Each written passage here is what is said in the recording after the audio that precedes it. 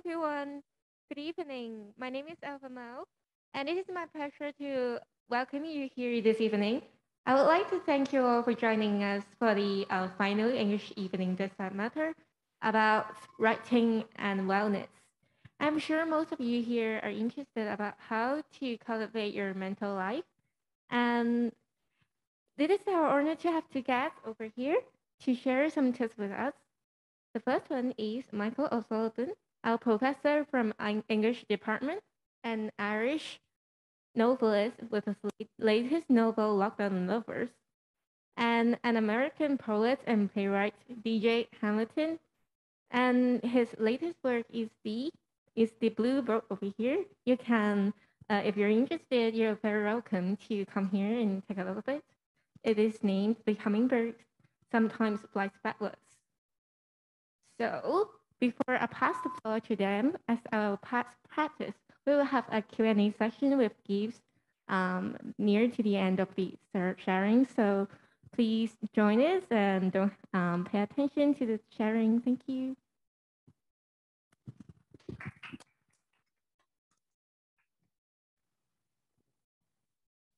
Hello. Oh, you can hear me. Yes.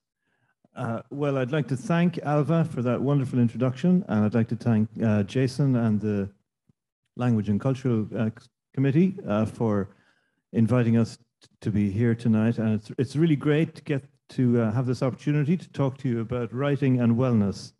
And that was the title we decided to give this event, even though we're not going to spend all the time talking about wellness. We'll do some general things about writing. We'll talk to you about the writing we've done, and we'll take it from there. But just to introduce myself and our guest here this evening, DJ Hamilton. I'm, as Alva said, from the English department, and I've been here a long time, and not that long, I guess, but fairly long. And I had the good fortune to work with many students over the years here in CUHK. And what I've noticed actually is that a lot of students in recent years, you know, they've obviously come to me with not just questions about their assignments or questions about their homework, but questions about life in general. And they often come to me also with problems, you know, questions about maybe emotional questions about what should I do with certain things. And I honestly wasn't sure sometimes what to answer them, because I'm just qualified to teach literature and English. So what I did was I decided to study an MA. I studied an MA in guidance and counseling, which I've just finished. Now, I'm not going to spend the night counseling you, but what I realized when I was studying that is that you can actually find an interesting connection between literature, narrative, and wellness, because there actually is a form of counseling called narrative therapy. And as you know, as a literature professor, I do a lot of narrative theory. So I could see that there was a very interesting connection between narrative theory and narrative therapy, and basically between writing and wellness. So it made me reflect on why we teach writing, why we teach English, why we teach poems, why we teach literature. And I also realized that students, a lot of them, they took courses in English and literature and poetry because it allowed them to reflect on why they were attending a university. Because obviously, if you're doing engineering, if you're doing medicine, the discipline is not set up to maybe enable you to reflect on why you are doing that subject. But if you do literature, you're often encountering stories where you engage with writers and where you engage with artists who are reflecting on why they're doing a certain thing. So in many ways, literature does help you reflect on your time as a student, and it also allows you to write about that, because you have to write essays. And in our department, we're doing a lot more creative writing to allow students to write about and to reflect on why they're here, why they're studying at a university. And then I guess another thing that happened to me over the last few years was we all were suddenly in a lockdown. I suppose before I should go any further and get onto my book, I should introduce to you our guest. It's Mr. J Hamilton, and Daniel is one of the leading American poets, possibly the leading American poet writing in Hong Kong today. And he has also won the most prestigious English Poetry Prize last year, which is the Prof Poetry Prize. So I thought it would be great to invite my good friend and poet DJ Hamilton to come and talk to you about how he also feels writing is important for your lives. Because Daniel has actually met some of the most important American writers of the 20th century. And he might talk to you later about his experiences meeting some of the most famous writers, such as Gary Snyder and many others, Raymond Carver. He's actually seen Kenneth Rexroth and Allen Ginsberg reciting their poetry. So I think you gain a lot about writing when you see these most important writers reading their work themselves. So Daniel will read to you later from his poetry collection.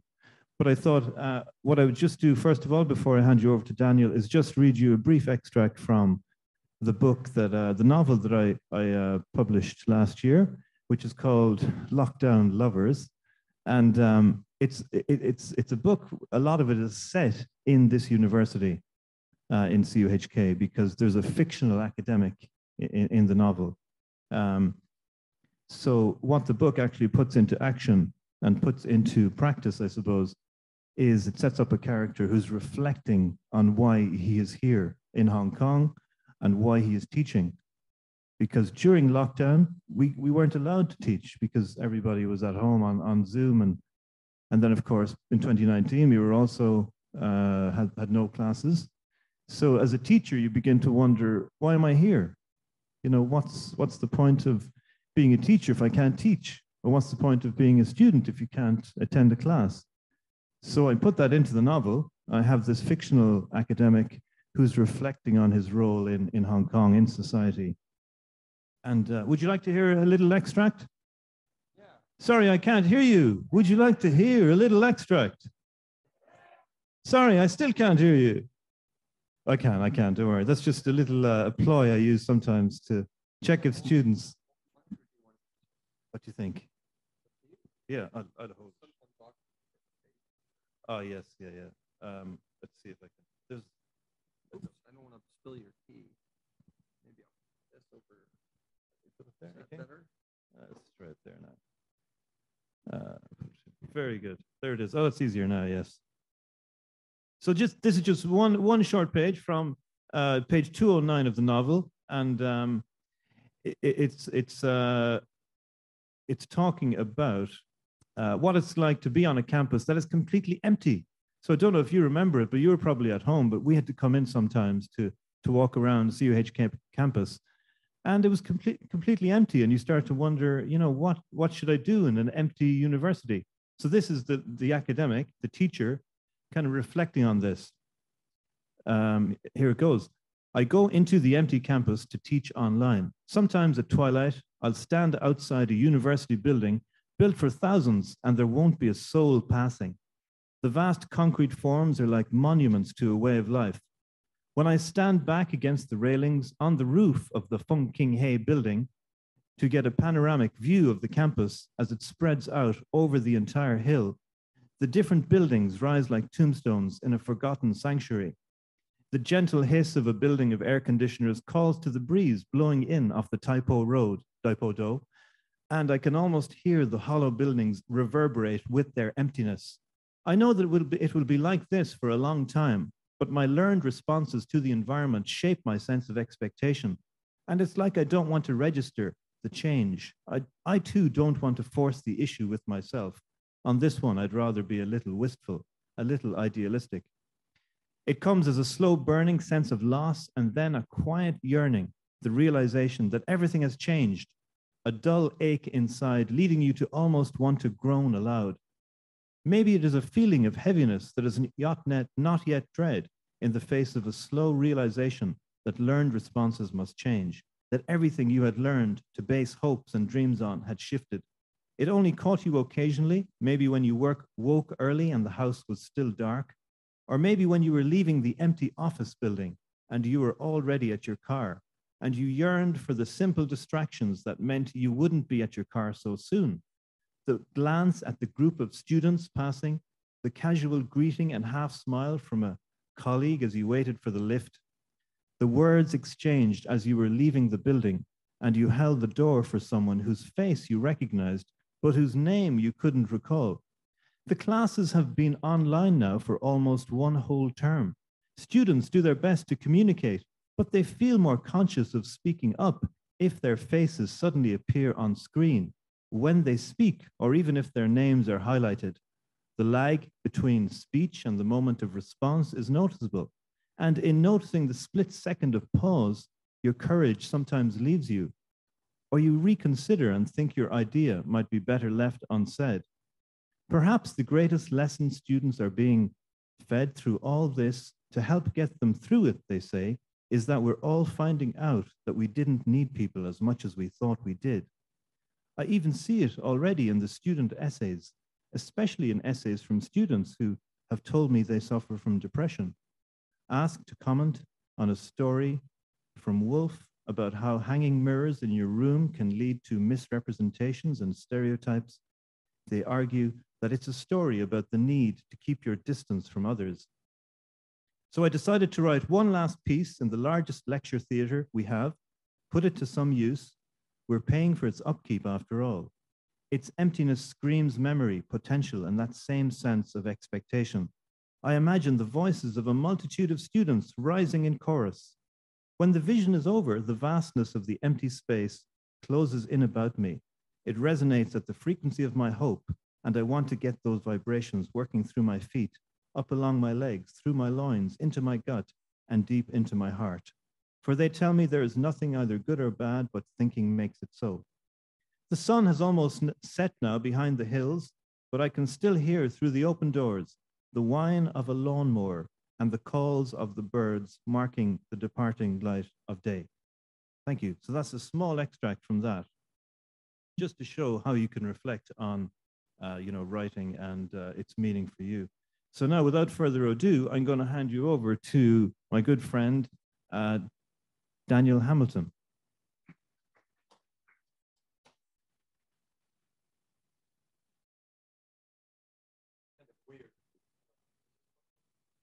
Oh.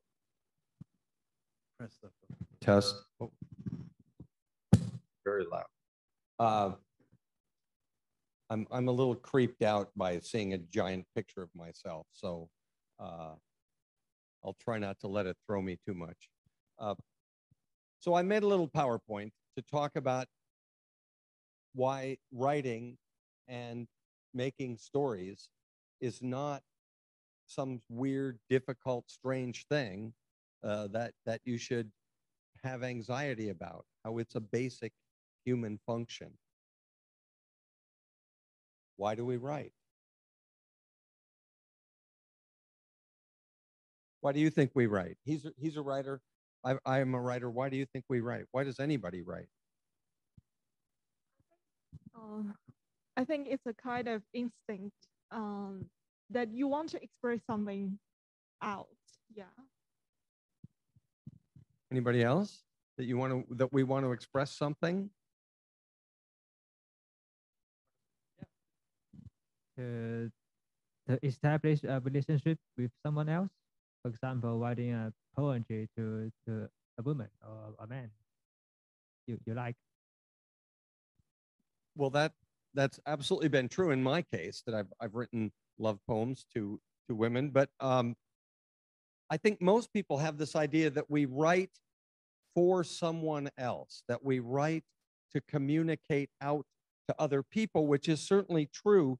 But at the same time, people like one of the greatest American poets of the 20th century, Gary Snyder, he's, what is he now? He's like 90 years old. He says, I write to find out what's on my mind. Ayn Rand, who is a really horrible human being, but some people think she's a very good writer, wrote, "Words are a lens to focus one's mind." I don't know if you've heard of Joseph Campbell, one of the great writers of the 20th century, very famous for his writings on mythology and comparative religions and why humans make stories like the Mahabharata or the Bible, why we make stories about our deepest spiritual beliefs. He says, I think that what we're seeking in stories is an experience of being alive, so that we actually feel the rapture of being alive. And great journalist Bill Moyers said, we tell stories to try to come to terms with the world, to harmonize our lives with reality. What Michael O'Sullivan was saying earlier about this kind of narrative therapy, that people sometimes when they have a traumatic experience, when their beliefs somehow are in conflict with their experience, talking about it, talking it through, telling the story is how people cope. So I want to suggest to you that the best reason to write is for yourself. And maybe sometimes you write something to communicate with other people, but that you can benefit by writing. This is one of my favorite quotes. Where'd it go? Virginia Woolf, great novelist and early 20th century feminist, said, writing is like sex. First, you do it for love, then you do it for your friends, and then you do it for money. I'm waiting for that last part. I'm still just doing it for my friends and myself. And you may have heard of this Italian great author of the 20th century, Umberto Eco. To survive, you must tell stories. Feel free to jump in if you want to comment on any of this. In the 19th century, a German philosopher named Friedrich Nietzsche wrote, a good writer possesses not only his own spirit, but also the spirit of his friends. When we commit our deepest thoughts and feelings to paper, we bring ourselves into a kind of communion by sharing those thoughts and feelings. Friedrich Nietzsche also said there's no such thing as a mustache that's too big. I don't know if it comes through as clearly on the screen, but anyway. I want to suggest to you that creative writing or storytelling is not some rare gift that only a few very talented Michael O'Sullivans and other people have. You do it all the time. You do it already. You make up stories. You can't help it because it's a basic part of being human. Show you what I mean. Just like the neck of the giraffe or the trunk of the elephant. I'm ahead of my slides here somehow.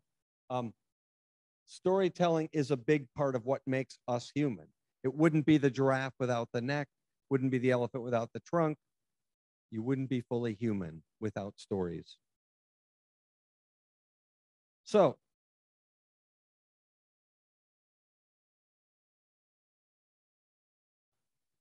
look at these three images. Lovely young woman, handsome young man, a wristwatch. Might be literally the watch, might be representative of time. Woman, a man, a watch. All right. What's the story? Tell me the story. What's that story about? I think the story is about maybe the rich man with a watch, and so that he has a girlfriend. He's a rich man. He has a watch and a girlfriend. Yeah. And then the story's not limited. You have to have those three things, but you can add anything else to it. He's on a date with her girlfriend, but he's late now. I bet you hate it when that happens. So it's a rich man with a nice girlfriend and a nice watch, but he's late. Girls, has that ever happened? Your guy is late showing up? None of you want to say? Okay. Somebody else tell me a version of the story. I'll try down here, will I? All Daniel? right, ask one of these guys. What's his version of the story? What do you think is the story behind these three images? Mark. It can be anything, right? Okay. Maybe the girl is a Chinese secret agent, and the man is a tech guy with some top secret technology, and he stole the information in the watch, and this Chinese secret agent stole that, and the man is now looking for his watch back, but the Chinese woman has returned to China. So, yeah. Mark, you should be a storyteller. That's incredible. Yeah. I think we're going to see if we can't get an agent for this story, because I would watch that movie. You know, I can't tell you how long I've been waiting for a beautiful Chinese spy to seduce me just to get my secrets. Still waiting.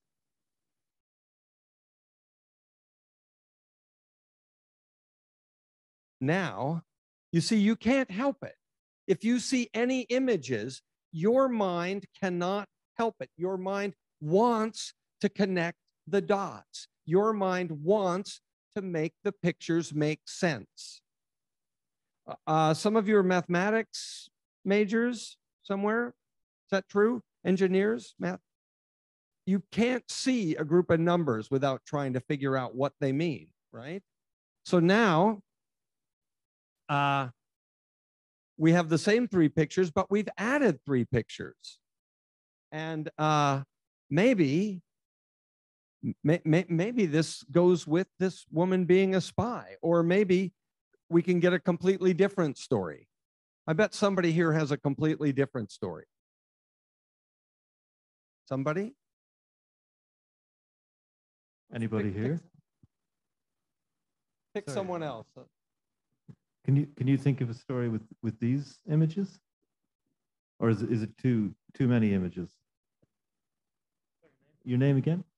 Too many. Too many. Or do you want to choose the last three? Okay. You can leave things out. It's your story. There's no way your story can be wrong because it's your version. Your name again? Yes. Hi, Shirley. So any story on any three images? A man go on date with the woman, and the woman asked the man to buy a watch for her, and then the man do it, and then they go to Apple store, and the woman wants the mobile phone, and the woman asked the man buy for her again, and then the man do it again. And then they go to the sea, and the woman saw a ship, and then she asked the man buy again, but the man don't want to buy it. So the man decided to kill the woman, and then he used a knife and killed the woman. I didn't expect that ending. It got a bit bloody at the ending there. So yeah, but you used them. Well done. Fantastic story. Well done. Let's give him a hand for our storytellers. My gosh, if he was going to kill her in the end, he should have done that first and saved all that money. I wonder if the man and the woman are going on a romantic boat trip. And then in the middle of the night, the woman wakes up because she's hungry, and she goes to the kitchen to make a snack, and she finds her boyfriend's phone, and she finds out he's been texting his ex-girlfriend. And so she gets so angry, she takes the knife, and instead of cutting cheese, she cuts her boyfriend's throat. I don't know.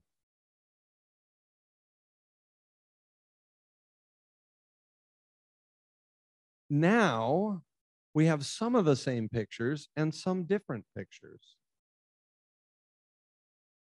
Let's take one more run at the pictures. Michael, I think there's a young man there who's got something to say. Yes. Yeah. What's your name? Anson. Ansem, the handsome young man here The handsome Anson. is going to try, and you can, once again, like Mark and like Shirley, you can just choose 3 images. But if you want to be really adventurous and go for all of them, that would be great, Ansem. One of the stories about the man, the guy, and the woman. I think there are the couples, and they are the assassins to kill the rich man, like the older guy, because there's the older guy has a lot of money, and so a guy, the 2 assassins go to the I think a big the garden or the, yeah, I think it's a garden. Okay, or the park, and yeah, the park, and they the 2 guys is the assassins with got a message from the phone. I think it's there's the time to kill the rich man using whatever you want, like just a knife or use a gun, and to store the money from the rich guy. So yeah. Very good.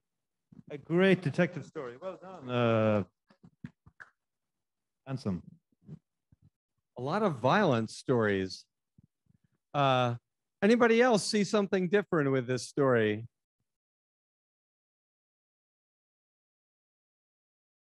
Girls, can I ask you, have any of you ever had a boyfriend that your father didn't like? Have any of you ever had a boyfriend and your father like, I don't like? No? Boys, have you ever dated a girl that maybe she doesn't want you to meet her parents, or she's afraid her father won't like you? Anybody ever have that situation? I'm wondering if this guy meets this girl and they start dating, and she's afraid to introduce him to her father because her father's very rich and very judgmental, and he, the man, is not rich. And so she's afraid to introduce him to her father. But finally, they've been dating a long time, and she has to introduce him to her family, and they act nice, and the father pretends to like him. And then when the father's alone with the boyfriend, he offers the boyfriend money to leave and break up with his one true love. And he has to choose between the love of his life and a fortune. What would you do? Dun, dun, dun. I don't know. I'm just making this up. The point is, this is what the human mind does. If I put up 10 different pictures, you would do the same thing. Your mind would try to connect the pictures. You would try to find the story that makes the connection. We can't help it. It's how we're wired as human beings to make connections. So I want you to recognize that this is a natural process. And let me see if I can go. There are some pieces of paper on your table that say you're late. And so you should do this with a partner. You should, what I'd like you and your partner to do, you actually only need one. You actually only need one piece of paper. But I'd like you and your partner to decide. Now, we can use these characters. You can use different characters. If you're in the middle of reading a book and you want to take a character from that book, if you have a favorite movie, you can steal a character from there. But what I would like you and your table mate your partner to do is choose two characters who have some connection, some relationship. It could be an intimate relationship like a parent and a child, or lovers, or it could be a relationship that's more formal, like a teacher and a student, or two best friends, or a grandmother and a granddaughter. Pick two characters and go ahead and write them in. And within this relationship, there's some kind of problem. There's some kind of conflict. So write down who these characters are. And, you know, if the relationship is a teacher and a student, well, maybe the problem is the student hasn't turned in the work. Or maybe the problem is the student turned in the work and thought it was very good, and the teacher didn't give a good grade, didn't give a good mark. Or maybe the teacher's terrible and lost the work, and the student doesn't have a copy, but there would be some kind of conflict. It could be a doctor and a patient. It could be somebody who owns a house and the plumber who comes to fix the sink. Any characters you want.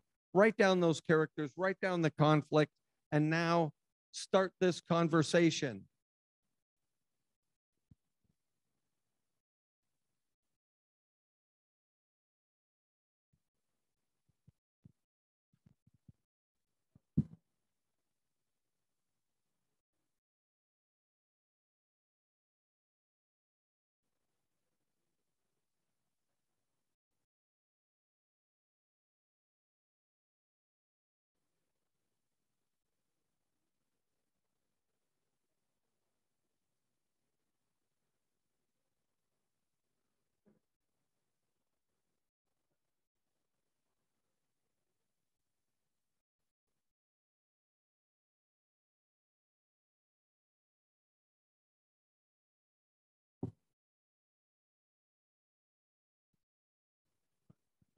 Yeah. Well, just get started. Walk away. I've got two.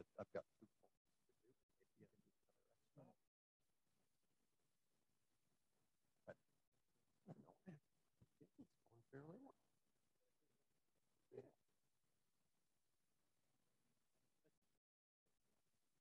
Yeah. They are.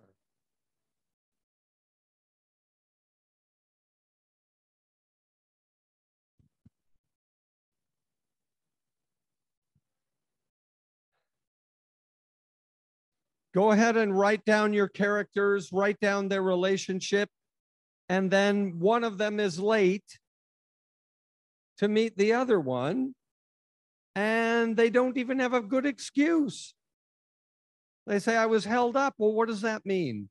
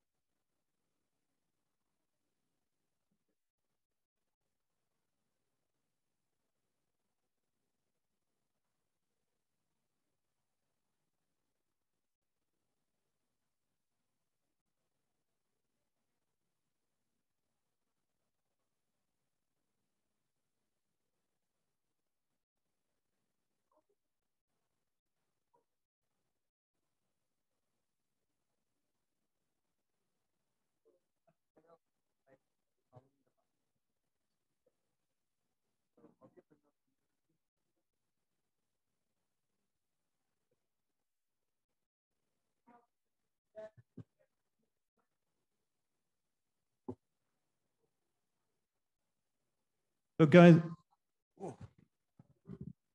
it's not a test, but I'm sorry, I have to say, 2 minutes left.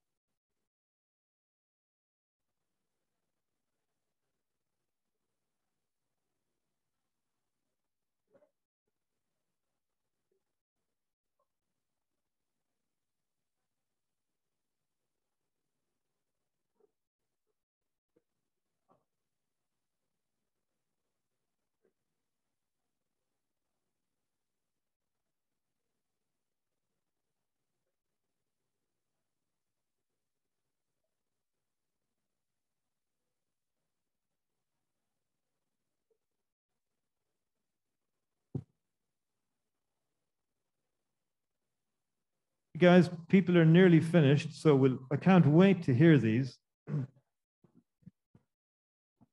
See how much they've written. Would anybody like to read how far they are in their scene? And you don't have to stop. You can keep writing right through dinner if you like. I don't care. Could you guys share yours and read it aloud? All right. We have 2 microphones. Okay. All right. Sure. Ladies and gentlemen, we're inviting this group. They've been very kind and generous to read the little scene they have. So let's get them on. Okay. So Hi, you're late. I know. Well. I was held up. Oh. I got a great news though. Oh my God. What is it? Tell me. I'm not continuing university anymore. I'm going to Silicon Valley tomorrow. What? Really? Seriously? You must be joking. No, for real. I got a $500 million fund from Donald Trump and I can't believe make my project real. Someone finally believes in me. Bro, do you know what you're saying right now? Yeah, man, I got a call directly from his assistant. I shared my bank account so I can get the fund as soon as possible. Bro, seriously, you're an idiot. Girl, you should be on my side, supporting me right now. We should be celebrating. Why are you mad at me? I'm always on your side, but not when you're this dumb. Girl, please, do you know what day today is? Happy April Fools. Oh, thank you. I shared my bank account information with a guy claiming to be Donald Trump. That's great. Does anyone else want to share theirs? Anybody else? It's all right if you don't want to, but I think some of them were very good. Yeah, you guys, well, you can just go as far as you are. You want to read what you have so far? I have to say, I've done this exercise with many, many different groups of students over many different years, and I have never encountered the characters of a Gurkha soldier and a corrupt detective who takes bribes. And that gay couple. And they're a gay couple. Okay. So I will be the Chinese bribe detective. And I'm the Gurkha soldier. Hi, You're late. I know. Well, I was held up. oh, I was being interrogated. I told you to quit the dirty work. I need to put food on table for my family. The salary can feed your family more than enough. I don't want to argue on our anniversary day. Can we just have this dinner peacefully? You always avoid this topic. This is where we get. Oh, great. Thank you so much. That's hilarious. Okay. Can we? So from the fantastic to the familiar, a domestic scene, perhaps drawn from real life. What do we have here? Tell us who the characters are. Character A is Bianca, and she is a selfish and beautiful student in CUHK. And character B is Bianca's boyfriend, but he is not here, so I just pretend. And I'm B. Hi. You're late. I know. Wow. I was held up. Oh. I lost all my money and my phone. Oh, I'm so hungry now. Let's have the dinner right now. But I have no money. But you still have the credit card. I have not paid the debt for my credit card. That's your problem. You have to pay for your own and for our dinner. Can you pay for it today? Or can you lend me some money? No, Why? it's your duty. You. Bye. Thank you. Thank you. Oh, trouble in paradise. All right. These were very enjoyable.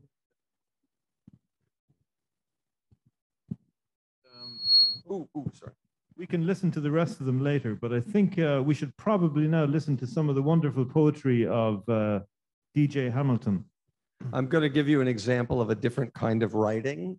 I'm going to read you a poem called What is Your Favorite Color? You also have a copy. This poem uses a writing technique called personification. Personification is a writing technique giving human characteristics to something non-human. So I actually wrote this poem for a class of students that said it was too hard and I wasn't giving them enough time. So they said, why don't you show us how easy it is? And so I wrote this a few years ago for a group of my students. If I speak without the mic, can you all hear me just fine? Is that okay? Anybody who thinks it's not okay, I'll use the mic. Okay. So I should tell you there's a couple of very unfamiliar words in here. One is Chiapas. Chiapas is one of the large states in southern Mexico. It's famous for very thick jungle. And then ADHD, I think you know what that means. It's a medical diagnosis. And then there's this American TV show called Law and Order. Maybe you've seen it. And I think the other thing is Ferragamo's, which is a brand, an Italian brand of expensive women's shoes. Okay, so you might not know some of those words. If it's okay with you, I like the sound without the mic, if you're okay with that. What is your favorite color? All the colors of green in the universe come back to Chiapas at night to sleep. White is a castle where the snow goes home to sleep. Orange is too excited. Orange never sleeps. Orange was labeled ADHD back in middle school. White says, just talking to orange makes me want to take a nap. Pink is the color that never wakes up. Somebody buy pink a cup of coffee. Beige is boring. Very, very boring. Beige shows you pictures of cats. Cats on the internet being cute. Nobody invites beige to parties. The other colors never invite beige to parties. Yellow is the happiest color. Happy, happy, happy. Green says yellow is drunk all the time. People say that blue is a quiet color. Blue sleeps all day and watches reruns of Law and Order all night. I'm not depressed, Blue says. Really, I'm not. Blue is a passive-aggressive liar.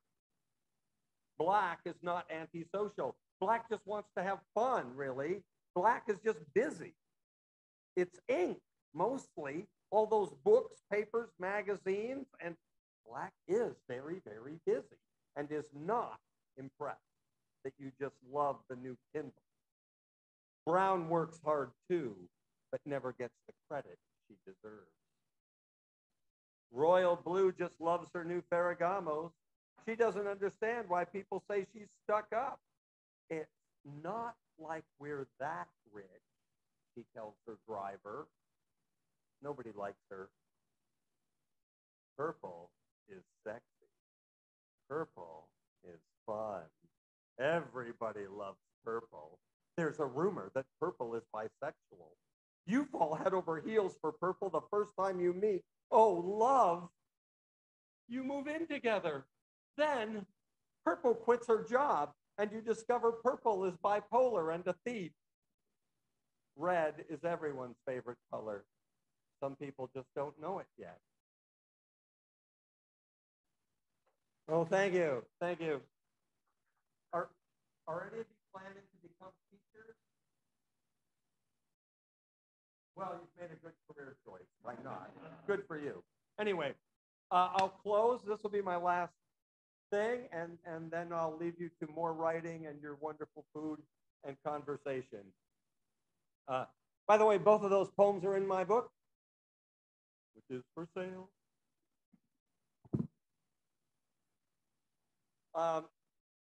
Do you know this term, substitute teacher? You call it cover teacher in Hong Kong, I think, right? When the teacher is sick, somebody else comes in, but the teacher's supposed to make a plan for that substitute teacher. So when I read this poem now, I sometimes call it the geometry teacher writes an online lesson plan. 1, draw a 2-inch vertical line. Near to it, an inch or so away, draw a second. 2 parallel lines, independent, not touching or being touched, as if there were a third invisible line separating them. Each one stays on its own side. Part 2, draw a 1-inch horizontal line below the previous line and another 1-inch line across the top. 4 separate lines, not connected. They could be anything. They could be a family of 4. 4 unconnected people in a nice suburban house with 3 cars and a big-ass TV. Perhaps they speak at dinner. Perhaps they say, please pass the salt. Or, did you walk the dog? They do not say, do you love me?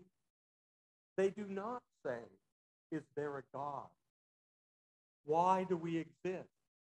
I am afraid to open my mouth lest the bright yellow and orange tongues of flame which are consuming my soul should leap out and engulf our world, leaving only ashes. Look again at the 4 lines. Connect the 4 lines. See, that wasn't so hard. Now it is a rectangle. It is a right angle rectangle. All of its angles are right.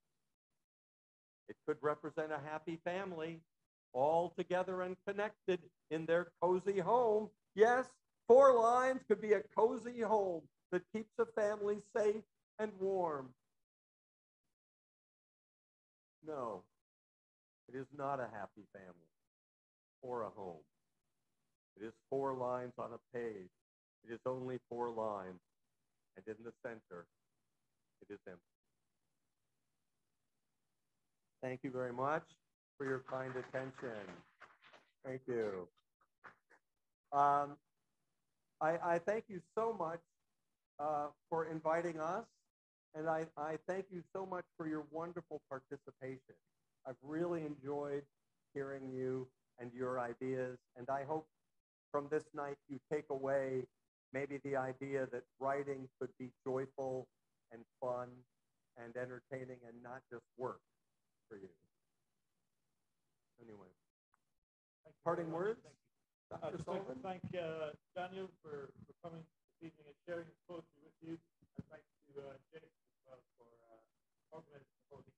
And enjoy your dinner. Thank you. Thank you, Mr. O'Sullivan and Mr. Hamilton, for the interesting sharing this evening. And I'm sure that most of you enjoy the writing in this event. And as final exams and the final projects are approaching, I hope that this workshop about writing can give you some more inspiration on your work. And so, last but not least, may I invite you to come up and we will have a photo together. Oh, okay. Maybe I can present the souvenirs to guest partners first.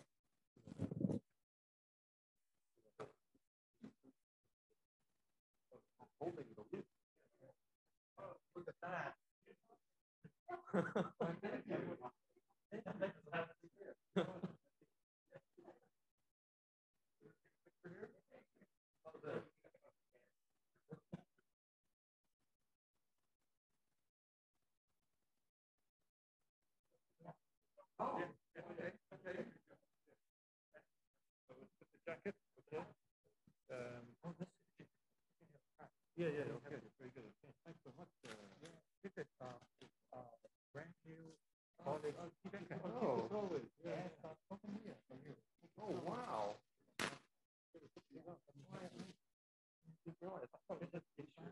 great. Perfect. This is medium and large. Yeah.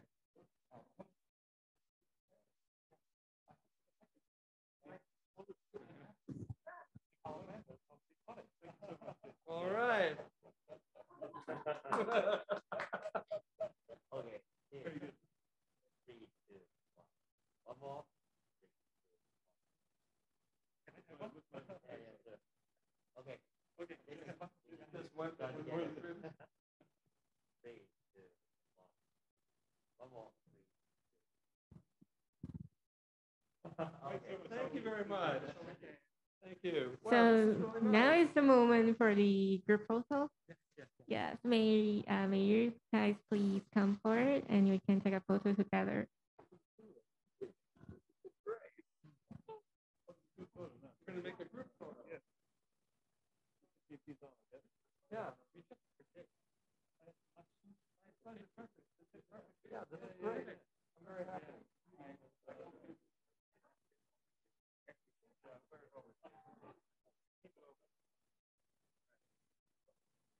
Okay, you're going to be in front of the screen.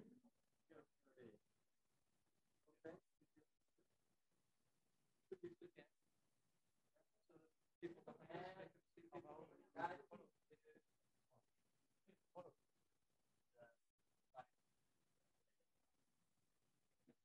down on one knee, I may not be. Okay.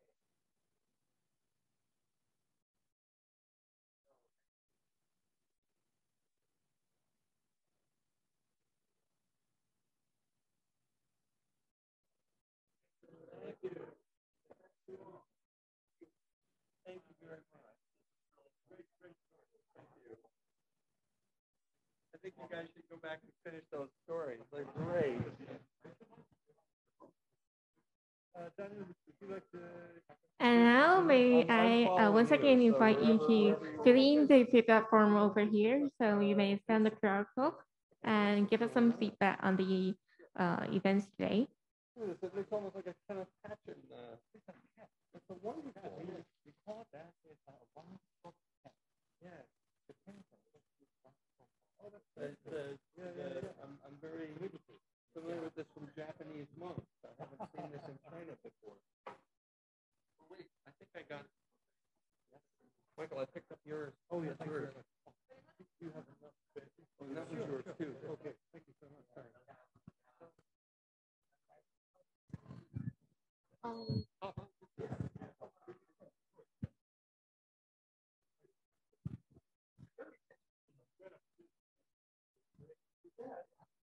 So after the feedback form, here is some promotion of the upcoming English table events. We have our last English table on the 30th of November, and this is next Tuesday. So you can come and enjoy some dim sum with us. And today is our very last English evening of this semester. And finally, last but not least, you can like our page on Instagram and Facebook, and also subscribe our channel on YouTube. Thank you.